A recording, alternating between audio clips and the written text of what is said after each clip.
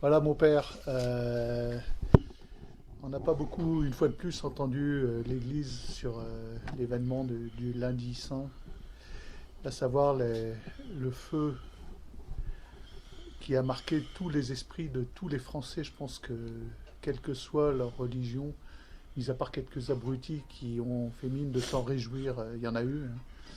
Et mis à part notre cher président arrivant hilar avec son Premier ministre pris en off à rigoler et qui nous annonce un truc hallucinant en 5 ans, donc impossibilité de reconstruire la cathédrale en 5 ans, ça on le sait bien. Il n'y a pas besoin d'être expert en architecture, en charpente, pour savoir qu'une charpente comme ça ne se construira pas en 5 ans. Est-ce que vous pouvez être un peu la voix de l'Église cachée? Alors on dira pas aux internautes qui vous êtes ermite, ça on le sait, ni où vous trouvez, mais vous êtes prêtre et on voudrait savoir comment ça va nous marquer, comment ça marque la France de manière spirituelle, profonde, de manière eschatologique, ce feu sur le toit de la cathédrale qui prend nef et transept, qui prend sur la croix tout entière d'une manière un peu stupéfiante, qui nous crée un choc émotionnel, qui marque les esprits. Si, mais je crois que tout le monde a compris, il me semble, hein. Moi, je suis au fond de ma montagne, derrière les buissons, il y a des forêts, il y a des oiseaux. Je n'ai pas tous vos organes de renseignement, etc. Mais j'avais dit, j'ai toujours dit que vers le 15 avril, vers la mi-avril, il y aura un événement eschatologique de la plus haute gravité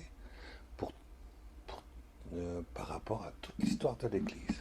C'est pas un simple truc événementiel, hein, dont on va parler à la télévision pendant 3 ou 4 mois, peut-être. Non, c'est un événement eschatologique.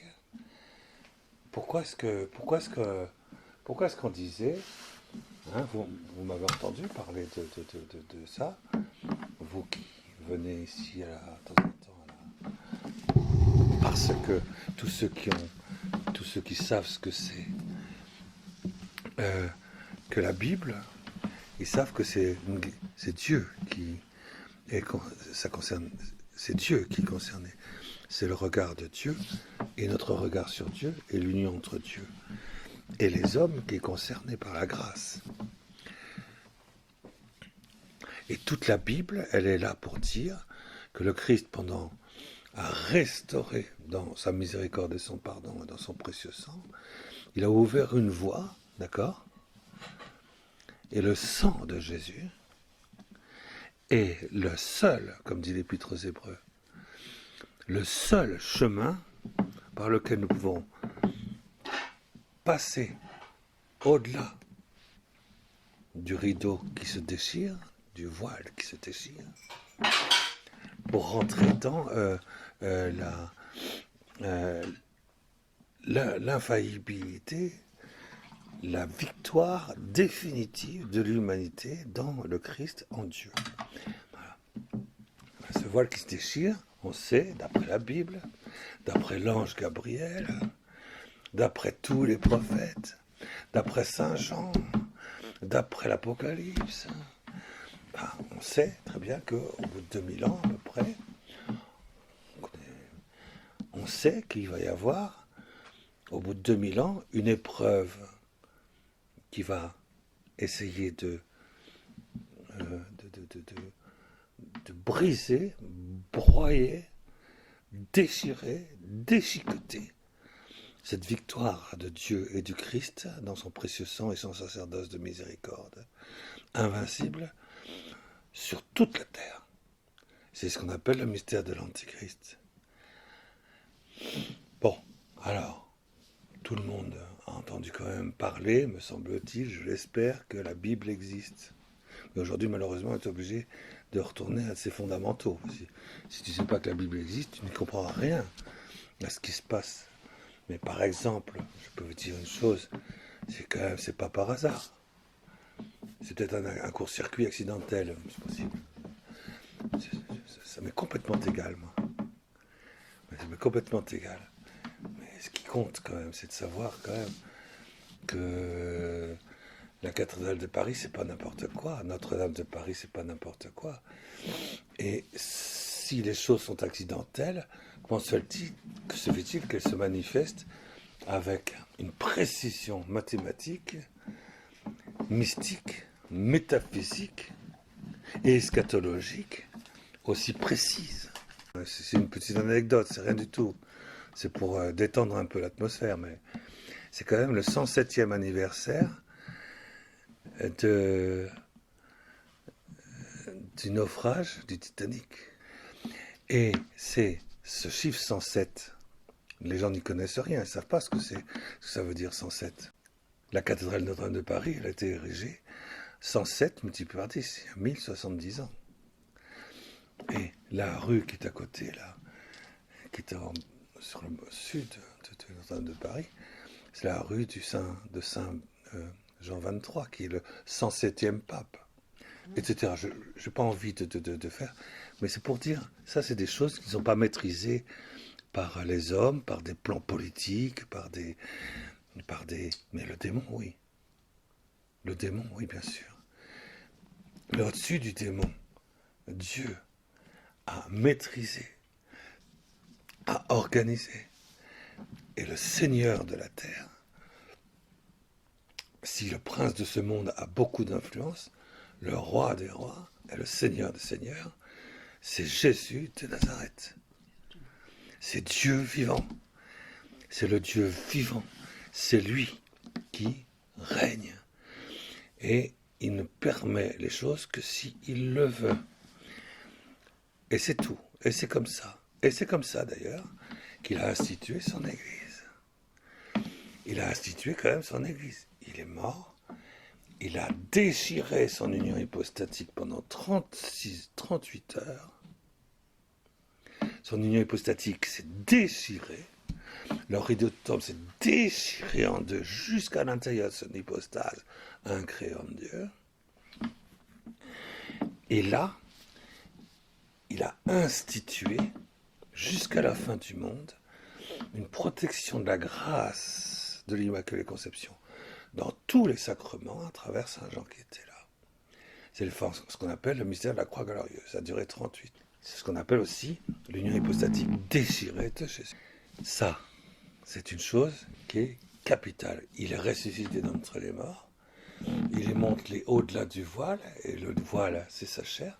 Pour y passer, nous y passons avec lui par son précieux sang.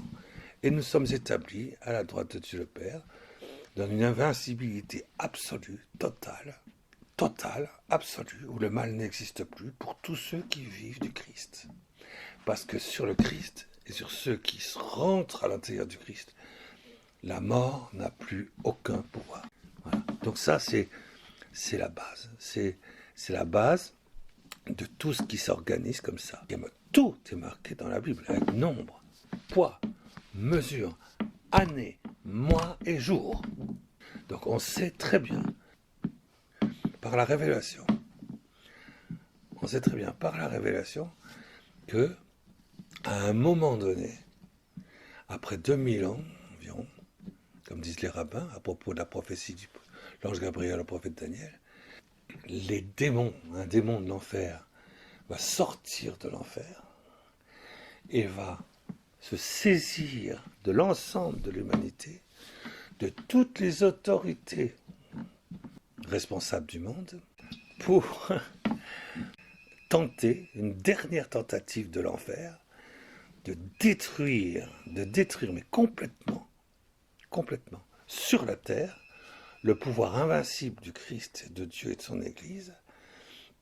Et c'est ce qu'on appelle le Shikusim Meshamem. On va faire une dévastation, on va faire une abomination de la désolation, on va dévaster le cœur même, le centre nucléaire de toute la présence immaculée dans notre humanité, parfaitement préservée et glorifiée par la grâce de Dieu. On va rentrer dans le centre qui nous permet cette irrigation de tous les êtres humains.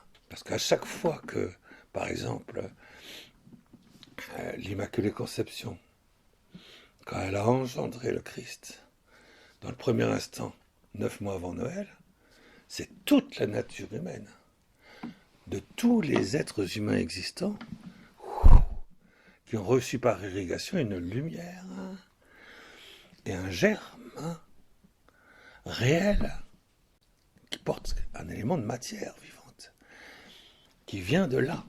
Nous sommes tous liés à l'Immaculée Conception. À chaque fois quand Jésus, dans la croix glorieuse, va emporter dans la Lumen Gloriae, à l'intérieur de la vision béatifique de Dieu le Père et de Dieu le Fils, la nature humaine créée, c'est ça la croix glorieuse.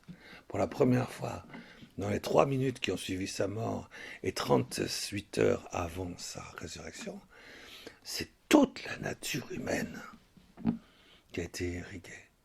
Donc il y a le corps mystique de l'Église a été institué en même temps par le Christ pour être le réseau corporel incarné dans une matière vivante de sa rédemption invincible. Donc tout le travail des démons, à un moment donné, c'est qu'à la fin, on va essayer de décrocher en venant dévaster le centre même de cette irrigation. On va essayer de mettre du cyanure à l'intérieur de ce lait spirituel de délices divin, une boule de cyanure pour que les hommes soient tous infestés s'ils veulent vivre dans le Christ, en dehors de l'Église, mais avec leur bonne volonté, leur sincérité, leur bonhomie, etc., en dehors de la foi. Très bien. Alors, eh bien, figurez-vous, puisque vous me posez la question précise. La question précise, c'est, je me rappelle avoir connu de mes yeux, c'est pas du tout que j'ai entendu parler, je l'ai vu de mes yeux. C'était à New York, sur les toits de New York. C'était le 5 juillet, en 2001. Nous venions d'apprendre, un groupe de 40-50 Français, que Bush décidait de faire le Sikoutsi Meshamem dans les laboratoires de recherche d'Amérique. Sur 60 cellules souches, on va faire du clonage. Nous venions de l'apprendre le matin. Il y a un prêtre qui s'est levé sur les toits de New York, où il y avait toute la musique, etc., toute la fête de l'indépendance, etc., là où il y a la statue de la liberté, etc. Et le prêtre a hurlé. Il y a des témoins. Moi, je fais partie des témoins. Les tours jumelles qui sont là-bas, il n'en restera rien. Elles sont toutes réduites en cendres. Il ne restera que de la poussière. Parce que vous, Américains, voilà ce que vous faites. C'est contre Dieu. Parce que vous rentrez dans le sanctuaire du Saint des Saints.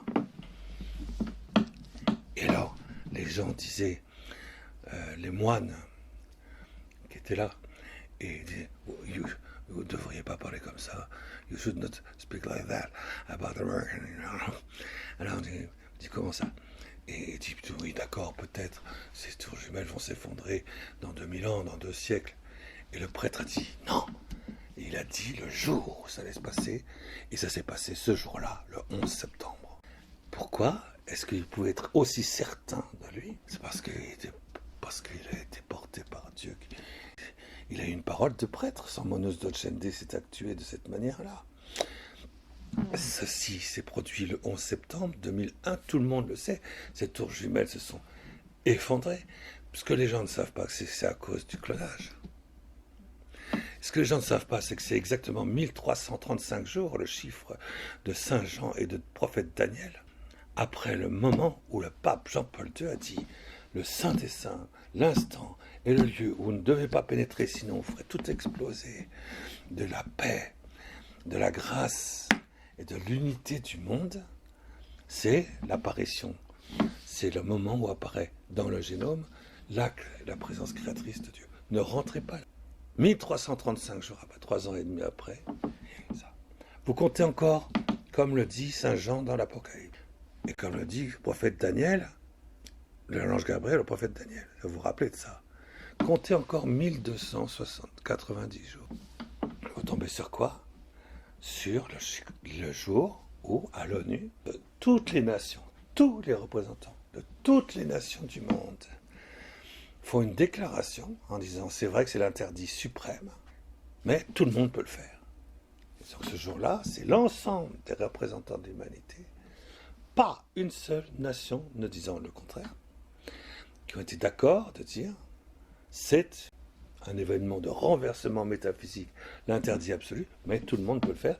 Ce jour-là, on peut mettre la date de l'entrée effective du démon de l'enfer qui s'appelle le Méchom à l'intérieur de toute l'humanité. Et c'était évidemment à la mi-avril, vous le savez, donc entre les des discussions, etc., puis la mi-avril de l'an 2005. Vous comptez encore 1260 jours, 1290 jours.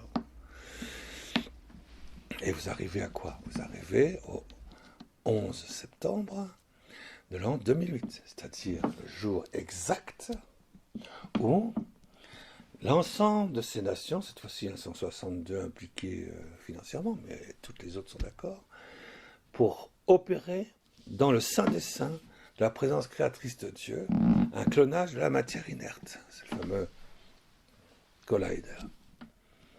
Et il y a eu une intervention de l'Église catholique, un commando spécial, si je puis dire, envoyé par l'évêque, qui a empêché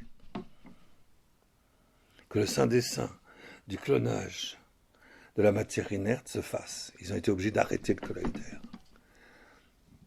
Et j'avoue que j'étais moi aussi présent, personnellement, donc j'ai assisté, effectivement, ce jour-là, à l'opération qui a été faite, et le collider s'est arrêté immédiatement. Vous comptez encore, faites comme ça, parce que c'est tous les 42 mois, tous les 3 ans et demi, comme dit l'Apocalypse, comme dit l'ange Gabriel, le prophète. La Bible existe, voilà pourquoi j'ai commencé par la Bible. La Bible, elle existe, on n'est pas abavé en disant « Ah oui, mais moi je ne sais même pas ce qu'il y a dans la Bible. » Bon, on peut regarder au moins ce qui est essentiel, quoi, ce qui touche la relation entre Dieu et nous, quoi. Au moins ça. Quand il nous crée, enfin. Voilà, ça c'est là où on est responsable. Tout le reste, on n'est pas responsable. Mais là, on est responsable. Alors, tu comptes 1290 jours encore. Mais qu'est-ce qui s'est donc passé en 2012, mi-avril? Bon, vous repérerez vous-même, vous verrez, hein, que la foudre est tombée sur Saint-Pierre de Rome. Vous comptez encore. Vous comptez encore. Bon, allez, je vais plus vite parce que vous n'avez pas beaucoup, les gens n'ont pas beaucoup de temps, il y a beaucoup de choses peut-être à préciser, mais vous comptez encore un tout petit peu. Allez. Dans l'Égypte, il y a le grand prophète Joseph, fils de Jacob. Il a la vision, il sait qu'il faut compter 7 ans, puis à nouveau 7 ans, et après, tout le monde meurt. Donc 14 ans après le Shikutsim Meshomem, jour pour jour, c'est Notre-Dame de Paris. Notre-Dame de Paris est donc liée directement à l'intention de l'enfer éternel pour pénétrer librement, je dis bien librement, dans le sein des saints, de la paternité créatrice, de la conception immaculée de la nature humaine. Je peux venir perturber cette unité invincible, je peux la perturber en ce sens que je peux non pas la supprimer, mais je peux quand même la dévaster. Je peux la blesser. Je peux faire un sacrilège dévastateur. En hébreu, je peux faire un shikusim meshomem. Je peux le perturber de manière telle que tout ce qui va être fait chez les êtres humains, avec la meilleure de toutes les bonnes volontés pour faire l'amour de Dieu, l'amour de Dieu, l'amour de Dieu, l'amour des hommes, etc. Tout va servir, tout, sans exception, tous nos actes vont être utilisés pour le règne de l'Antéchrist. Ça, c'est possible. Mais la victoire de l'Antéchrist est de très courte durée, parce qu'elle ne durera que 1260 jours. Alors, nous, on sait, moi, je peux vous dire, tout simplement, moi je suis prêtre de l'Église catholique, que Notre-Dame de Paris, c'est un acte satanique. Mais Dieu a utilisé des satanistes pour le faire. Il a utilisé des instruments. J'en piffe comme ça une dizaine. Ça, les 3 premiers, je les appelle sataba. Si vous prenez les 2 premiers, que chacun regarde un petit peu. N'est-ce pas? Qui ça peut être, n'est-ce pas? Donc, qui sont ces opérateurs, ces commanditaires? Voilà. Peu importe, qu'est-ce que ça peut faire? Je sais que moi, en tout cas, lorsque je me suis réveillé le lendemain matin, j'ai entendu quelque chose qui m'a réveillé. Enfin, je ne suis pas mystique pourtant, hein, ça m'arrive vraiment. Je lis l'écriture, oui, mais je ne suis pas mystique. Mais j'ai entendu, et ça résonnait comme ça en moi, Néron. Néron.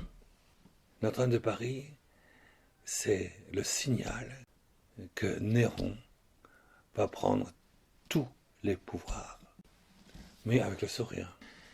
Alors, vous me direz, en quoi juste une petite charpente qui brûle peut avoir un inconvénient? Dans l'immédiat, qu'est-ce que je peux vous expliquer? Je peux vous expliquer une chose. C'est que les gens ne savent plus ce que c'est qu'un sacrement. Les fidèles ne savent plus ce que c'est qu'un sacrement. Par exemple, le prêtre, c'est un sacrement. Il y a un caractère dans l'âme du prêtre qui est indélébile, qui est immortel et qui est éternel.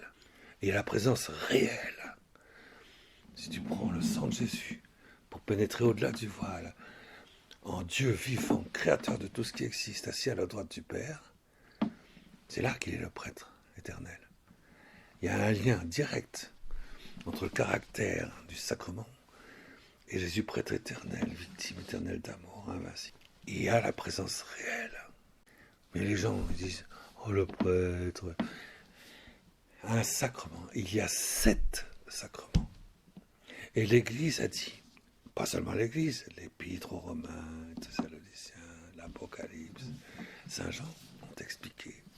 Et c'est la foi de l'Église, le Concile Vatican II par exemple, que l'Église est le 8e sacrement.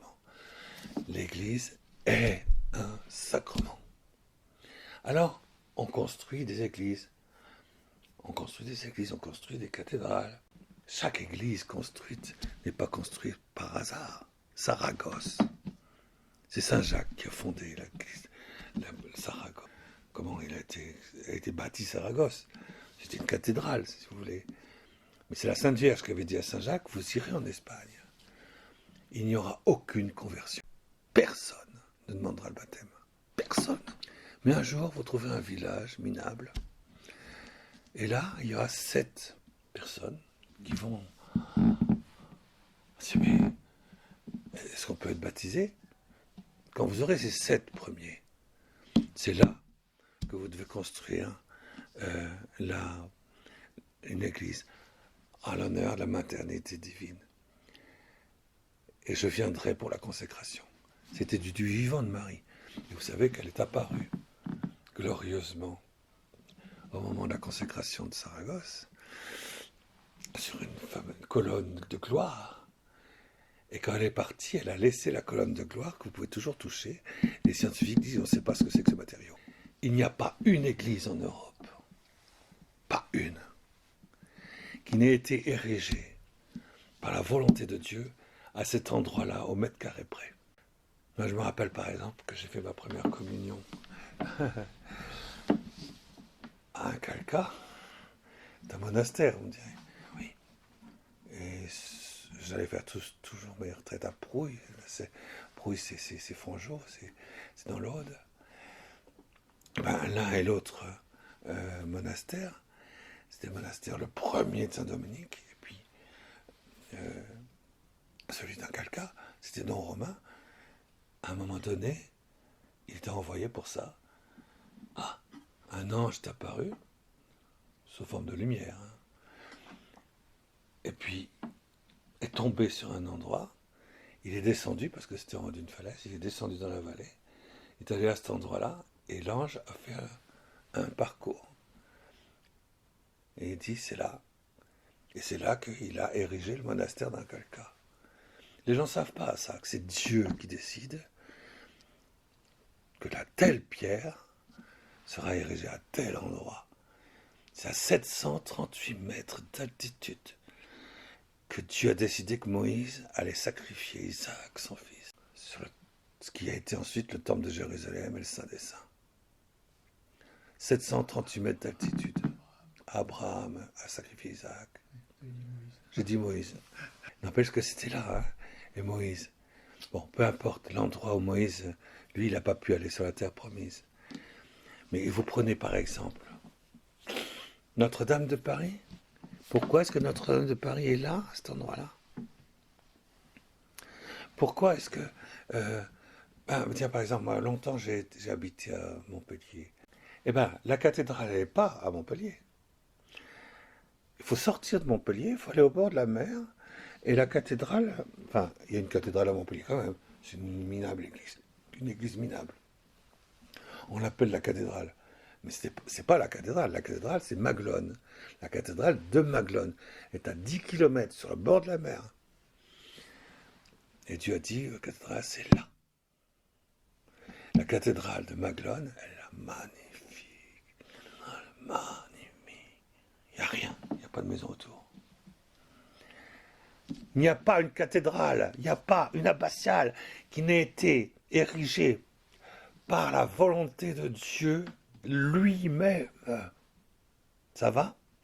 Et ils ont constitué ainsi, sur toute l'Europe, sur le monde connu de l'époque, sur le monde connu de l'époque, on appelle ça le monde entier, sur le monde connu, un réseau, une étoile. Et en fait, j'avais un ami que j'aimais bien, qui malheureusement est mort, qui s'appelle Christian Ravage, qui avait fait des études, qui était très très très doué, avait réuni une équipe informatique, etc., très très doué, cartographie, tout ce que tu veux.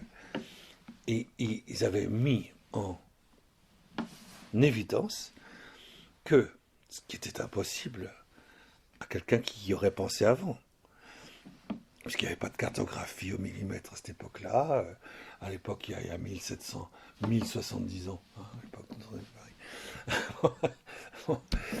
Et bien, chaque cathédrale, il y en a près entre 200 et 240, je ne sais plus, chaque cathédrale, autour de Notre-Dame de Paris, dessine de manière parfaitement symétrique une rose. La rose, ça exprime la charité. Hein. C'est par la charité que l'Église est rendue parfaite dans son unité. Une rose. Et toutes les cathédrales d'Europe constituent, si je puis dire, un réseau. C'est bien que si quelqu'un prie à Strasbourg, si j'ai un saint qui prie à Tours, et bien quand il prie, ça va, quand il prie, il est catholique, donc il vit avec les sacrements, donc il est lié à l'évêque, même s'il est franc-maçon, parce qu'il a le caractère du sacerdoce. Et ça, c'est un sacrement. Et c'est lié à sa cathédrale, et ça va directement par un réseau de vie surnaturelle qui est sacramentel, parce que l'Église est un sacrement, jusqu'à Notre-Dame de Paris. Le croisé du transept de Notre-Dame de Paris, c'est le centre de la rose de l'Église spirituelle du monde entier. Si jamais il y a un prêtre qui célèbre la messe, il le fait forcément, sinon sa messe n'a aucune fécondité. Il le fait en présence et au nom de son évêque dans sa cathédrale. Et donc tout ce qu'il va faire comme prière, tout ce que Dieu va lui accorder, va rayonner, aller jusqu'au cœur de Notre-Dame de Paris, et resplendir, rayonner et innerver les moindres réseaux capables qui font partie, les moindres tous les membres de l'Église catholique, tous les membres vivants du corps mystique vivant de Jésus vivant. Donc 7 ans après, Shikutsi Meshomem, c'est-à-dire 14 ans, après, 14 ans après, puisque vous n'avez pas demandé pardon, puisque aucun évêque, aucune cathédrale dans le monde entier n'a jamais prié, demandé pardon pour l'horreur de la dévastation qui est faite à Dieu le Père dans le Saint des Saints, où il est dévasté, pas seulement par les démons, mais par tous les hommes. Et comme disent pas, moi je suis pas au courant. Attends, quand tu fais la fête du Téléthon, tu donnes au Téléthon. Et le Téléthon, c'est pour faire du clonage. Et le clonage, c'est quoi? C'est l'introduction dans le Saint des Saints où Dieu crée. Pour faire quoi? Pour faire des copies. Pour dire à Dieu, voilà, on te dévaste. Cette dévastation, c'est du cyanure. Dans le lieu même où Dieu créant, à chaque fois qu'il crée, il donne sa lumière, il donne sa paix, il donne sa bénédiction. Il le donne des milliards et des milliards de fois à chaque fois qu'il crée un être humain. Et si je mets du cyanure à cet endroit-là, c'est des milliards d'êtres humains qui sont innervés par le cyanure du Shikutsi Meshomem. Et il n'y a aucun évêque, aucun prêtre qui a demandé pardon pour ça pendant 14 ans. Pendant 1290 jours multipliés par 4. Vous êtes d'accord avec ça? Est-ce qu'il y a un seul évêque? Ah, il y a un qui aurait pu le faire. 2 peut-être. Jean-Paul II peut-être? Ah, mais Jean-Paul II, il a refusé de le faire parce qu'on l'a empêché. Hein? Donc il y a eu une espèce de...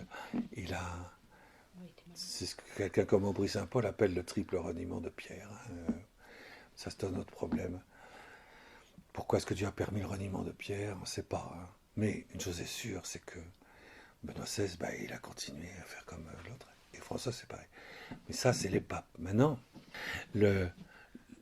aucun prêtre, aucun évêque n'a demandé pardon dans le Saint des Saints. Peut-être 2. Sauf 2, voilà. Il faut comprendre aussi une autre chose, une petite parenthèse avant de reprendre le message, qui me paraît évident. Moi. Pour moi, c'est tellement clair que je ne me pose même pas de questions dès le départ. Sur l'ensemble des évêques de la fille aînée de l'Église, le véritable Israël de Dieu sur la terre, hein? Le royaume, le véritable Israël de Dieu sur la terre. Le royaume de Dieu vous est retiré à vous, peuple de Jérusalem. Il sera donné à un autre peuple. Et ce royaume va aboutir et lui donner ses fruits. On sait que les fruits, c'est dans les 3 derniers sauts de la peau. C'est qui le nouvel Israël de Dieu? C'est la France. C'est le roi. C'est la sponsalité surnaturelle, invincible, dans la royauté invincible d'une humilité divine incarnée. La France joue un rôle. Il doit bouter tous les méchomiseurs du monde hors de France. Et il y en a un, c'est une grâce qui sera donnée qu'au peuple de Dieu, nouvel Israël de Dieu. Et le cœur de des forces sacramentelles, rayonnantes, protectrices et obombantes du sacrement de l'Église, c'était Notre-Dame de Paris. Donc si on voulait détruire ça, il suffisait donc de détruire le cœur et méchomiser, je dis bien méchomiser. Notre-Dame de Paris, à ce moment-là, c'est toute la rose et tout le sacrement de l'Église, du point de vue de la matière. La forme restera toujours, mais la matière, un sacrement, c'est la rose, c'est le lien entre la matière et la forme. Mais là, ici, matériellement, c'est vrai, le support matériel de tous les catholiques est brisé. Et on l'a mérité. Pourquoi? Et on l'a mérité parce que personne n'a demandé pardon. Est-ce qu'il y a un évêque qui a demandé pardon en France? Un seul. On a failli l'avoir. On a failli en avoir 2. En fait, ces 2-là, je les connais personnellement. Et c'est les 2 seuls qui ont dit ça. C'est la transgression suprême qui est dans toute l'Écriture. C'est plus grave que le péché originel. C'est la transgression suprême. C'est la transgression suprême. C'est notre principale travail de l'Église sur tous les temps, tous les lieux, c'est de venir briser la force satanique de la transgression suprême. L'Église en a le pouvoir puisqu'elle est invincible, frères et sœurs. Eh bien, il y en a deux qui auraient pu le faire. Les deux qui ont été, on les a vite serrés. Hein. Eh bien, c'est les deux seuls évêques de France qui ont été condamnés à la prison. Monseigneur Faure et Monseigneur Barbarin. C'est les deux seuls qui ont été condamnés à la prison pour n'avoir strictement rien fait de ce qui leur est reproché. Pourquoi est-ce que c'est ces deux-là? Pourquoi est-ce que les évêques qui, eux, de France, ont dit il ne faut surtout pas demander pardon ou prier à cause de ça? Parce que eux, ils ont fait, je parle de Lustiger, 23, etc. Ils ont été 12 à signer.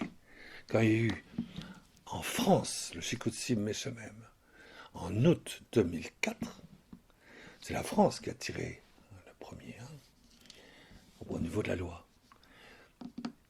Eh bien, les évêques de France, collectivement, ont dit nous nous félicitons de cette loi. Nous apportons tout notre soutien. Merci Jean-Pierre Ricard. Merci Lustiger. Merci. Merci. Tous les évêques qui ont dit ah oui, la bave me sort du nez. Après tout, on leur fait confiance. Mais il y en a deux qui ont dit et ces deux-là ont été punis très sévèrement par tous les évêques de France, si bien que plus personne n'a même osé, même suggéré qu'il fallait peut-être faire remonter ça à la surface. Donc l'apostasie règne depuis 2 fois 7 ans, 4 fois 1290 jours sur la terre de France, le nouvel Israël de Dieu. Et donc donc la permission est faite. De toute façon, je peux vous dire, je pourrais en dire bien d'autres choses parce qu'il ne s'agit pas de condamner ou de juger, c'est pas ça. Le triple reniement de Pierre et la trahison de Judas, on sait maintenant à quoi elle correspond de nos jours. Mais l'histoire de Notre-Dame de Paris est évidemment un calcul précis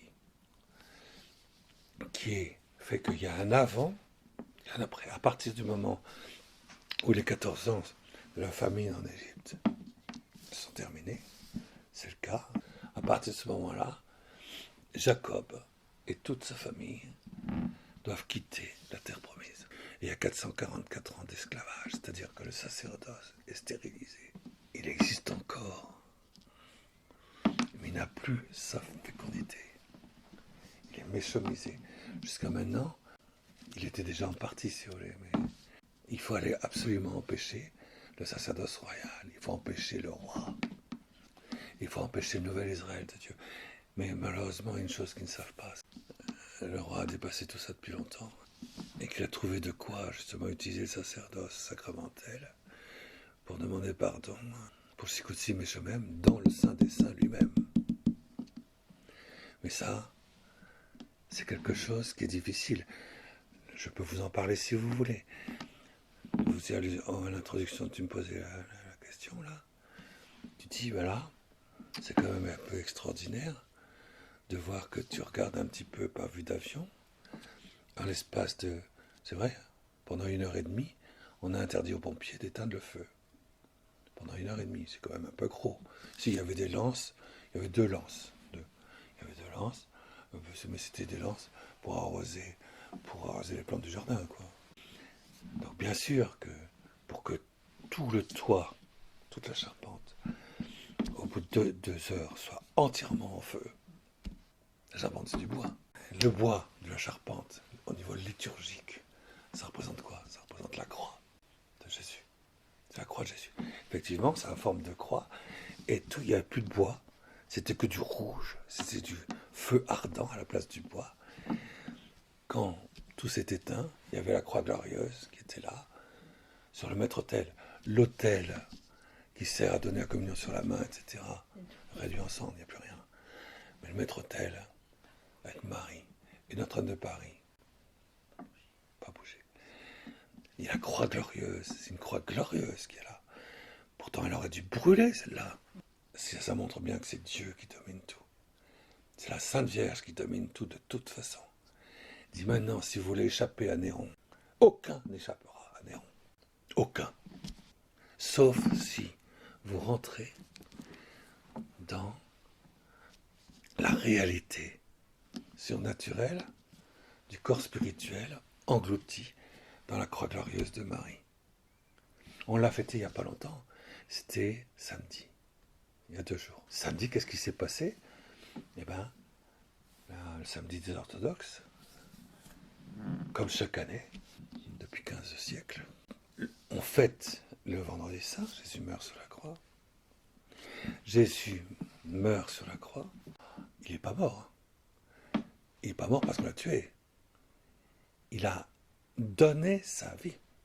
C'est lui qui, par sa puissance d'amour, toute puissance de son union hypostatique, a arraché son âme humaine hors de son corps pour réaliser l'union hypostatique déchirée et de préserver l'Immaculée Conception et Marie dans le sacrement du sacerdoce et de l'hostie qui était là, parce qu'il y avait Jean et Marie. Il y avait Marie et Jean. Et c'est ainsi que Marie a été préservée et qu'elle a été transpercée par le glaive embrasé de la lumière de gloire de la croix glorieuse de Jésus. Et là, il y a, je peux vous dire, une trentaine de mystères, de réalités que la foi célèbre, qui sont réalisés de manière incarnée dans la chair et le sang de Marie et du sacerdoce de Saint Jean, et de l'âme humaine aussi de Saint Joseph, il faut bien le dire.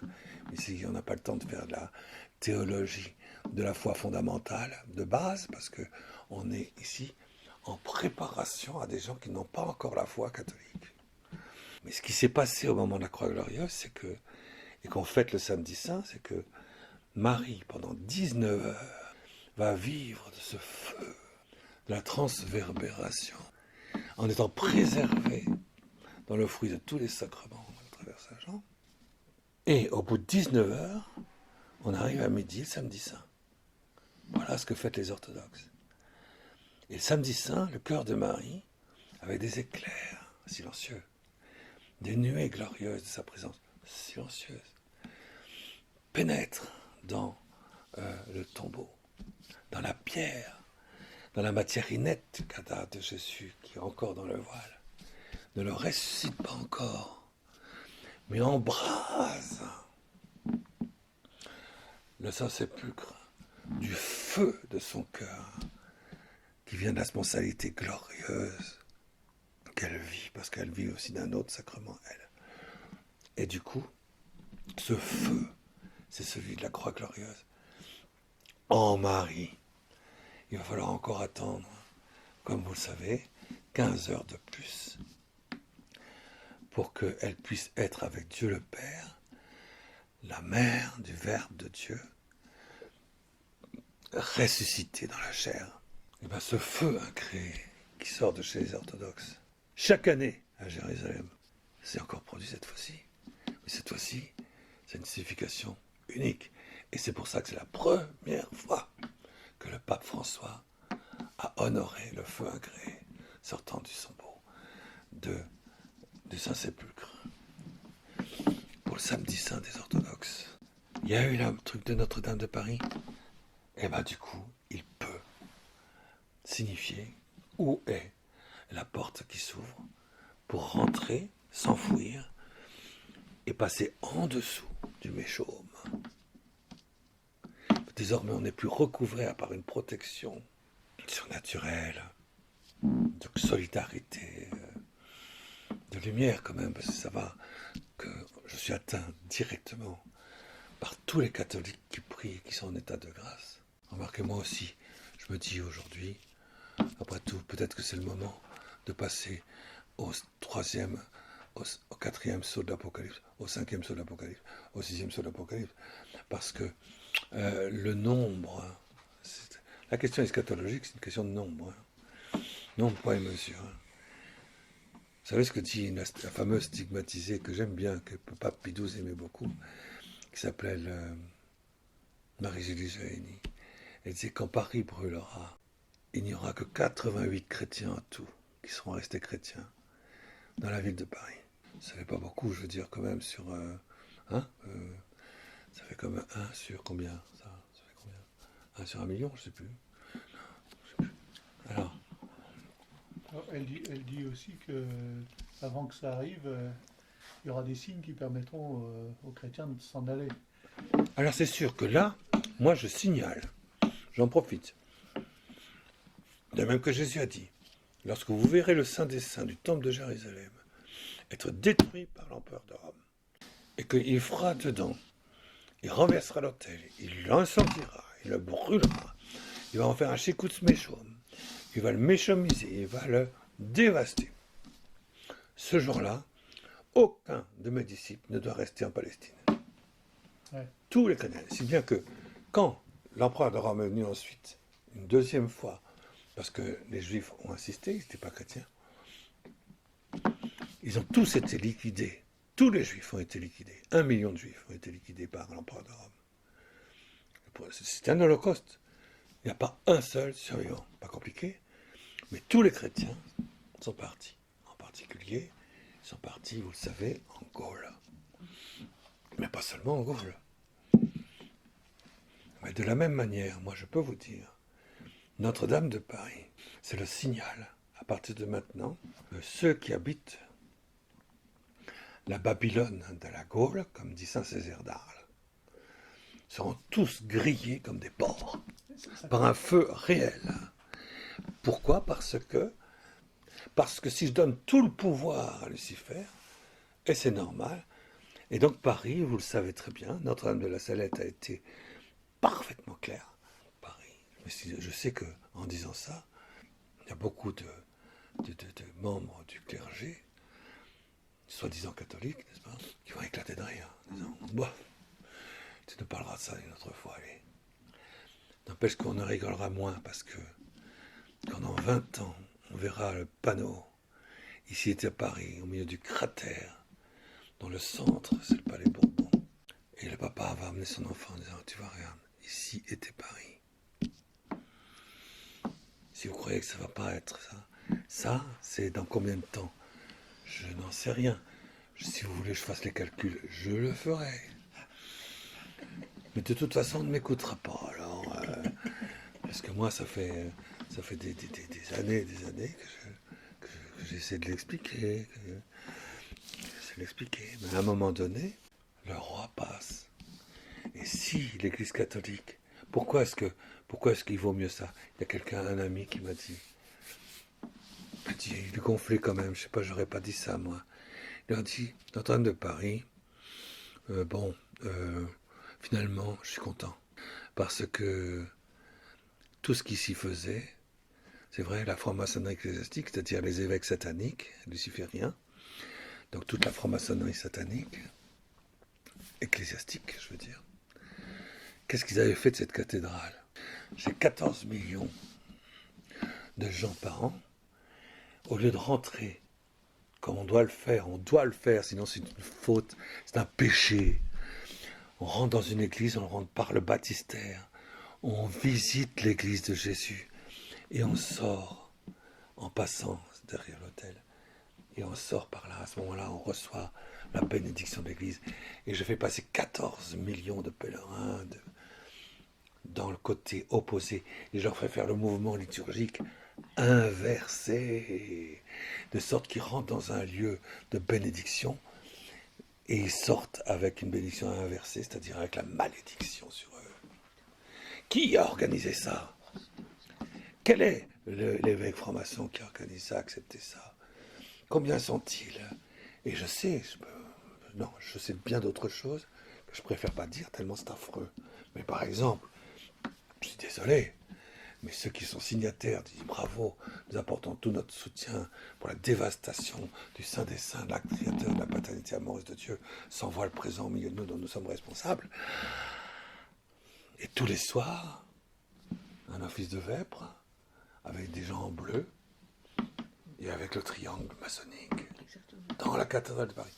C'était devenu un lieu, je ne parle pas de tout, je peux vous donner encore 5 ou 6 autres. Je chose qui était sous la responsabilité de la maçonnerie ecclésiastique. Et bien, donc, mon gars, là, mon ami, il dit, il vaut mieux que cette cathédrale soit brûlée parce que, au moins, elle ne sera plus une source de malédiction sur tous ceux qui y passent. Je ne dis pas le contraire parce qu'en effet, aujourd'hui, on ne peut pas dire, le Méchaume a eu tellement d'impact que l'Église comme sacrement de protection quant à la matière, dans l'unité d'une charité parfaite comme sacrement, a perdu beaucoup, beaucoup, beaucoup de sa fécondité. Énormément de sa fécondité. Donc il vaut mieux mettre désormais le centre de gravité dans la matière vivante, des cellules staminales embryonnaires, de ceux qui sont dans la croix glorieuse. Et c'est là qu'il faut aller pour rentrer dans la coupe de la Sainte Famille. Et c'est là que le roi va pouvoir ouvrir les temps et puis dire au prince du Méchaume et à nos 10 satabas, vous serez foudroyés. Voilà, moi je ne sais pas quoi vous dire. Ça, c'est des choses, c'est une manière de parler qui n'est pas très, très spirituelle. Parce que c'est un événement qui n'est pas beau. C'est un événement qui n'est pas beau. Cet événement n'est pas beau. Mais il faut en comprendre la signification. Et ce que Dieu dit à travers, parce que moi j'aime beaucoup, je crois qu'il faut prier beaucoup pour l'évêque, qui lui n'est pas franc-maçon. Et il a dit, on a mis Notre-Dame de Paris à genoux. Si vous parlez bien français, ça veut dire quoi? La première chose qu'il a dit dans un sermon après la destruction de sa cathédrale. Il a dit, on a mis Notre-Dame à genoux. Si tu parles français, ça veut dire quoi? Mettre Notre-Dame à genoux. Et il a dit, dans le sermon qui a suivi, si vous mettez des cellules, des premières cellules d'un embryon, ce ne sont pas un amas cellulaire. C'est comme les pierres d'une cathédrale, les pierres de nos cathédrales, les pierres de notre sacrement de l'Église. C'est pas simple amas de pierres patrimoniales. Eh bien, c'est comme les cellules, il a bien dit. C'est pas un amas cellulaire. À l'intérieur de l'amas cellulaire de l'embryon, la première cellule, il n'a pas dit la première cellule, mais il l'avait dit avant, donc ça... Il y a dedans quelque chose qui est sacré, qui est sacramentel, qui est divin, qui est transcendantal, qui est vivant, qui est une dignité qu'on ne pourra jamais détruire. D'ailleurs, comme il prenait cette direction, je me doute que du coup on a dit, puisqu'il prend cette direction, on va le massacrer. Mais ça, c'est une opinion personnelle, je n'en sais rien. Je n'en sais strictement rien. Je pose simplement des points. Ce n'est même pas des points d'interrogation, mais c'est des points d'amour, de lumière et de vie. Tout simplement, la chose que je crois qui est utile à savoir, c'est que dans 1290 jours, ce sera le 11 septembre 2022. Alors, je préfère pas vous dire ce qui va se passer ce jour-là. Mais par contre, ce que je propose à ceux qui veulent faire partie du royaume de Dieu, de ne pas lâcher une seule seconde l'Immaculée Conception, préserver en la croix glorieuse, dans les sacrements, pour qu'elle irrigue une nouvelle Église, la Jérusalem nouvelle, à partir d'aujourd'hui, en raison du pouvoir du Saint-Père. L'Immaculée, pendant 33 jours, peut engendrer dans l'Église d'aujourd'hui un corps mystique nouveau d'une Église nouvelle, vivant dans une unité de charité nouvelle, d'une sainteté nouvelle, dans la coupe du 3e, 4e, 5e, 6e et 7e déversement de l'Apocalypse de Saint Jean. Nous avons 1290 jours. Là, cette fois-ci, c'est fini après. Après, terminé. Les gens qui n'y sont pas, les gens qui n'ont pas pénétré là, qui n'ont pas appris à vivre des sacrements, en s'engloutissant dans l'Immaculée Conception, au cœur même du mystère de la croix glorieuse. C'est ça la signification de cette espèce de charpente qui est transformée en croix glorieuse. C'est plus une charpente de bois, c'est l'âme embrasée d'amour de la lumière de gloire de Christ. Et c'est la seule croix qui reste debout dans la cathédrale. C'est une indication, mais j'ai pas besoin de ce miracle de Notre-Dame de Paris pour comprendre que c'est ça qu'il fallait faire.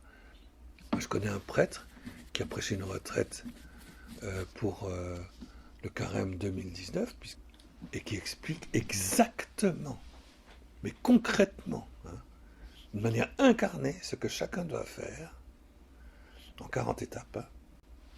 Et on dit bien, on disait bien, attention, il va y avoir, qu'est-ce qu'il va y avoir à la mi-avril? Qu'est-ce qu'il va y avoir au 333e jour? Une petite question, juste pour conclure. Le cardinal Barbarin, primat des Gaules, par rapport à la Jérusalem céleste, à la France chrétienne, la fille aînée de l'Église, dans la lignée de ces événements, on a Notre-Dame de Paris qui brûle. Tout d'abord, Monseigneur Barbarin est condamné. C'est un successeur, c'est lui qui représente dans la succession apostolique Saint Jean. Parce que le primat des Gaules, c'est une succession apostolique qui appartient à Sainte Polycarpe, Irénée, Inès d'Antioche, etc. Saint Irénée a ordonné ensuite un successeur, etc. Et ces successeurs ont ordonné un autre successeur. Et ce successeur, je me rappelle, quand c'était en 1970, ce successeur a ordonné un évêque, qui s'appelle Monseigneur Ségui d'ailleurs, qui m'a ordonné prête-moi. Et ils étaient très fiers de dire qu'ils appartenaient à la succession apostolique joannique. Donc c'est le primat des Gaules du Nouvel Israël de Dieu, c'est celui qui représente la succession apostolique joannique. Et Notre-Dame de Paris, on est d'accord que ça peut être quelque part plus symbolique que sacramentel, mais c'est quand même du réel. C'est concret, quoi. C'est concret quand même. Et en même temps, Marie. Donc Marie dans la Croix Glorieuse et Saint Jean dans la Croix Glorieuse. C'est les deux qu'il faut briser. Parce que si on arrive à fermer ces portes-là, alors l'Église catholique peut disparaître totalement. Ce qui est impossible parce qu'il y a le roi, il y a le nouvel Israël de Dieu, et il y a cette voie d'accès incarnée, parce que le corps est engagé dans cet admirable exercice de l'union transformante par l'oraison et la mise en place du corps spirituel venu d'en haut dans la coupe de 5e, 6e et 7e déversement de l'Apocalypse.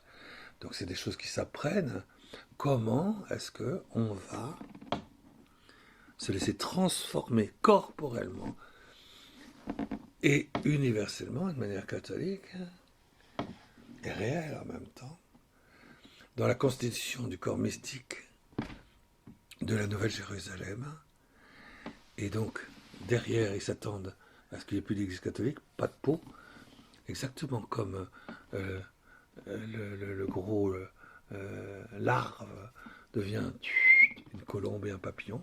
L'Église catholique devient la Jérusalem nouvelle, visible et invisible.